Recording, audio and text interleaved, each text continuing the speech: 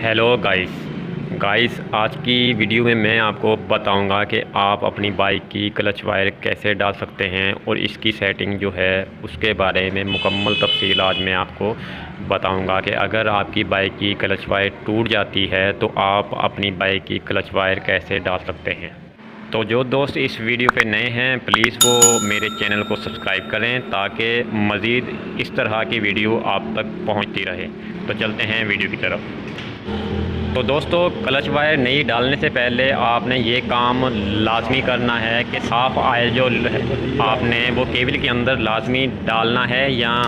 Clutch wire के ऊपर आप जो है साफ़ आयल डाल लें, क्योंकि आयल की वजह से जो क्लच वायर है वो ज़्यादा टाइम तक चलती है, टूटती नहीं है और केबल के अंदर जो है फ्री रहती है। तो आपने क्लच वायर के ऊपर या क्लच केबल के अंदर साफ़ आयल आपने अच्छी तरह से डाल लेना है। और एक चीज़ और कि क्लच वायर जो है वो अच्छी क्वालिटी की इस्तेमाल करें या क्लच वायर जो मोटे वाली है वो आप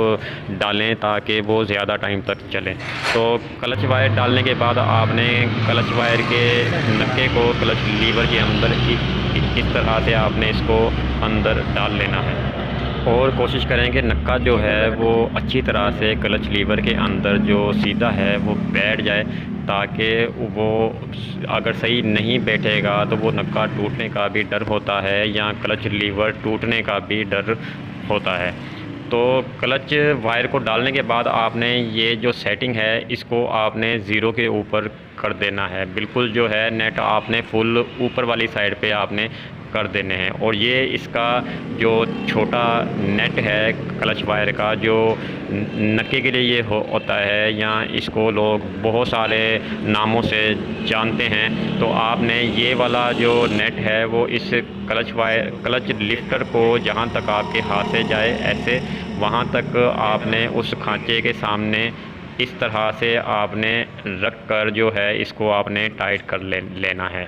ठीक है, जैसे कि ये आप देख रहे हैं कि इस नक्के के बिल्कुल जो है वो सामने है।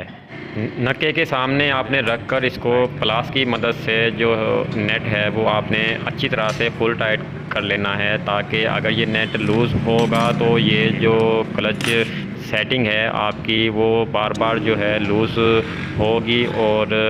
क्लच आपका सही तरह से काम नहीं करेगा। क्लच का नेट आपने टाइट करने के बाद इसको आपने क्लच लिफ्टर के अंदर पहले क्लच वायर को अंदर वाली साइड से आपने डाल के इस नक्के को अपने निशान तक आपने इस तरह से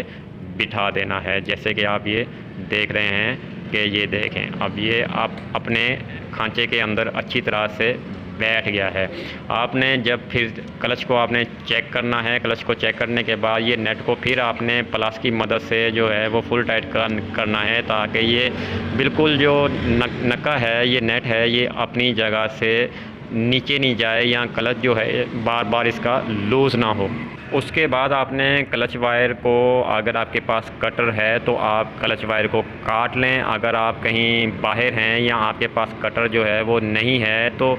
इस तरह से आप क्लच वायर को फोल्ड भी कर सकते हैं। तो ये सब करने के बाद आप क्लच को चेक कर लें कि क्लच जो है वो सही से काम कर रहा है या नहीं। तो आप ये देख रहे हैं कि अब ये क्लच जो है थोड़ा सा लूज़ है। ऐसे आप इसको उठाकर अगर इसके अंदर केबल के अंदर अगर चाल है तो आप नेट को यहाँ से आप टाइट कर सकते हैं। और क्लच पकड़ने के बाद अगर आपकी बाइक की किक जो है वो फ्री है तो आप समझ लें कि आपका क्लच जो है वो सही तरह से काम कर रहा है।